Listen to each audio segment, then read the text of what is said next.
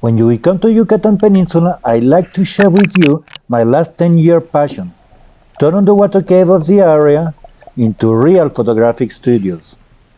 Hi, I'm Pierre, underwater portrait photographer in Mexico. Yucatan cenotes are really unique. These limestone caves full of stalactites were flooded by the rise of sea level after last glacial period. Water is so crystal clear that we seem to be floating in the air when we swim. They are breathtaking sceneries that I use to produce astonishing portraits of newlyweds, families, pregnant women, and even babies or mermaids. Year after year, I have searched for new ways of lighting up this cave.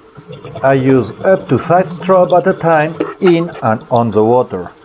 I also had to find tricks to relax people enough underwater in order to get portraits fitting their own personality. Would you like to get this kind of portrait in Mexico cenotes? Sign up for the next Yucatan trip from Nomad Photo and I will show you the magic of the cenotes. You will use all my tools for the underwater takes, camera, strobe, and my experience will lead you to succeed in taking your own photos. If you wish, you can also be a model and go back home with your own portrait. See you soon on this paradise on Earth.